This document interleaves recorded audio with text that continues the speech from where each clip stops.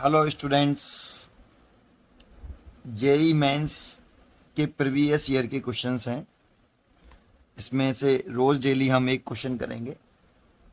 जैसे आज हम फर्स्ट क्वेश्चन कर रहे हैं, two spherical conductor B and C having equal radii and carrying equal charges in them repel each other with force F. When kept apart at some distance, a third spherical conductor having same radius as that of B but uncharged is brought in contact with B, then brought in contact with C, and finally removed away from both. The new force of repulsion between B and C is. Choice दे रखी है ये। आप question पढ़िए, try करिए it self, फिर मैं आपको करके दिखाता हूँ क्वेश्चन कैसे करते हैं। इसी कंसेप्ट को भी बता देंगे साथ ही साथ। देखो, पहले इसका कंसेप्ट समझ लीजिए, फिर करेंगे। जैसे इस क्वेश्चन का जो कंसेप्ट है, ये फर्स्ट है। तो अगर हमारे पास मान लो कि ये एक कंडक्टर है ए और इस पर चार्ज है Q1, ये हमारे पास दूसरा कंडक्टर है। इंपॉर्टेंट है, कंडक्टर होना चाहिए, सेम साइज के होने चाहिए। कंडक्टर भी हों और सेम साइज के और सेम मटेरियल के हों। ये बी है, इस पे चार्ज है Q2। अब इन दोनों चार्जेस के बिटवीन अगर ये डिस्टेंस r है, तो जो फोर्स लग रहा है कूलम्ब्स लॉ से 1/4 pi epsilon 0 Q1 Q2 over r square. ऐसे अब इन दोनों चार्जेस को कांटेक्ट में रख दें। तो इन दोनों चार्जेस को अगर हम कांटेक्ट में रख देते हैं ऐसे, ए और बी को, तो टोटल चार्ज निकाल लीजिए। जैसे ही कांटेक्ट में रखे तो सबसे पहले आप टोटल चार्ज निकालिए, कितना हो जाएगा। इस पर Q1 है और इस पर प्लस के Q2 है। अगर इस पर माइनस के Q2 होता तो टोटल चार्ज होता Q1 प्लस माइनस के Q2, सो Q1 माइनस के Q2। लेकिन दोनों प्लस प्लस के हैं, इसीलिए ऐसे लिख लेते हैं Q1 प्लस Q2। अब इन दोनों को कांटेक्ट में रख के अगेन इनको सेपरेट करते हैं। कांटेक्ट में रखें, फिर अगेन इनको सेपरेट कर दें ऐसे, सेम डिस्टेंस तक। कितनी डिस्टेंस बना लें, पहले कितनी डिस्टेंस थी r, अभी भी r। तो ये टोटल चार्ज है ना, इस अब a पर कितना चार्ज आएगा और b पर कितना आएगा। तो जो टोटल चार्ज है, इसका आधा चार्ज a पर और आधा चार्ज b पर आएगा। तो टोटल चार्ज कितना है, Q1 प्लस Q2।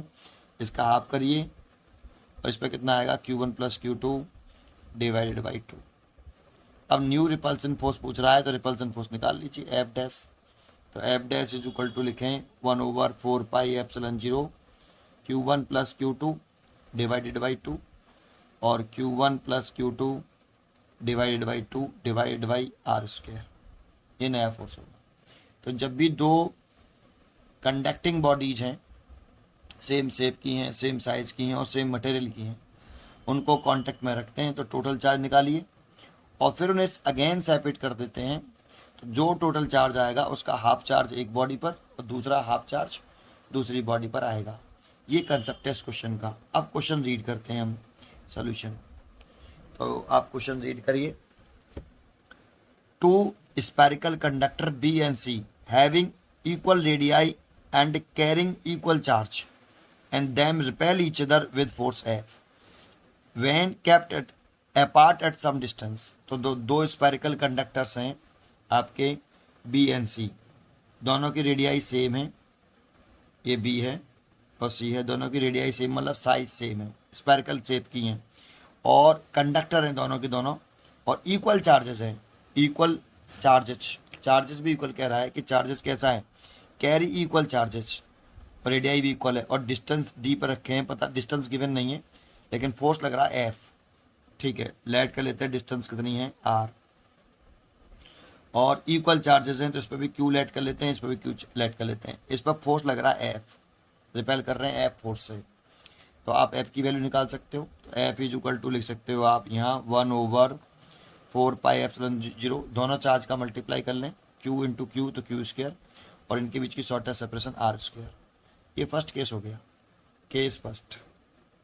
ठीक है, अब सेकंड केस पढ़ते हैं। देखो आगे यहां से, a third spherical conductor having same radius as that of B but uncharged एक थर्ड स्फीयर है, third spherical conductor having same radius as that of B. तीसरा है बट अनचार्ज है, is brought in contact with B, पहले B के contact में रखा, then brought in contact with C, फिर सी के कॉन्टेक्ट में रखा, and finally remove from both. तो एक अनचार्ज स्पेरिकल कंडक्टर आपने पढ़ा, तो एक अनचार्ज स्पेरिकल कंडक्टर पहले तो बी यहाँ कॉन्टेक्ट में रखा बेटा, ये अनचार्ज स्पेरिकल कंडक्टर है, इसके कॉन्टेक्ट में रख लिया ए, लाइट का लो अनचार्ज कंडक्टिंग ए है, इसके कॉन्टेक्ट में रखा। तो देखो ए और बी को कॉन्टेक्ट में रखने की कह रहा है, तो ये बी है और ये ए को कॉन्टेक्ट में रखा, और ये अनचार्ज है, इस पर चार्ज 0 है, इस पर क्यू है, तो टोटल चार्ज कितना हो गया, तो टोटल चार्ज हो गया Q plus 0, that means Q. फिर देखो इसको ए के कांटेक्ट में रखने के बाद सी के कांटेक्ट में रखा, तो पहले तो बताओ ए के कांटेक्ट में रख के सी के कांटेक्ट में रखोगे तो ए से तो रिमूव करना पड़ेगा, ए के कांटेक्ट से हटाना पड़ेगा, तो ए के कांटेक्ट से हटाया, बी के कांटेक्ट से हटाएंगे जब ए को, तो हटाएंगे तो इस पर कितना चार्ज होगा Q/2 और ए पे भी कितना होगा Q/2। अब यहां से हटा के इस पर कितना चार्ज आ गया, इस पे बी पे आ गया Q/2 और ए पे भी Q/2 है। अब ए को किसके कांटेक्ट में रख रहा है, सी के कांटेक्ट में, तो अब ए को सी के कांटेक्ट में रख रहा है।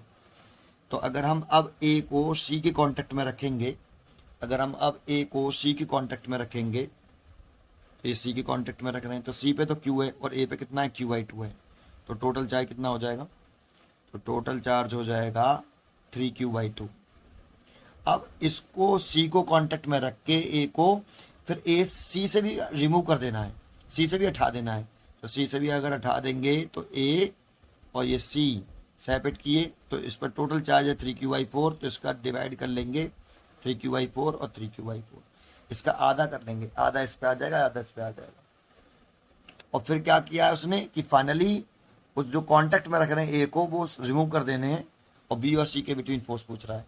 तो देखो जो बी है आपका, इस पे चार्ज हो जाएगा Q/2 और जो सी है उस पे चार्ज हो जाएगा 3Q/4 और सेपरेशन उतनी रहेगी R,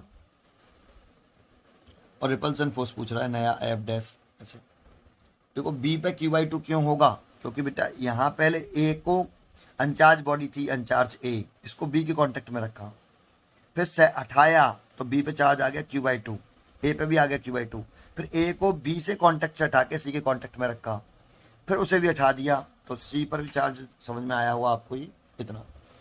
अब इस पर नेट फोर्स निकाल लीजिए, कूलम्ब्स लॉ लगा लीजिए। तो इसमें अगर हम कूलम्ब्स लॉ लगाते हैं तो F dash is equal to 1/4 pi epsilon 0, दोनों चार्ज का मल्टीप्लाई Q/2 और 3Q/4, सेपरेशन कितनी R²। तो अब नया फोर्स लिखे हैं तो F बराबर 3/8 लिख सकते हैं उसको, और बाकी को लिख दो 1/4 पाई एप्सिलॉन 0 Q²/R², और इसकी जगह पर आप लिख सकते हो कितना फोर्स शुरुआत में लिखा था आपने, ये इसकी जगह पे लिख सकते हो आप F, और F लिख सकते हो तो इस जगह पे अगर F लिख दें तो कितना आ जाएगा 3/8F। तो इसकी चॉइस देखते हैं कितनी चॉइस है अब इसकी।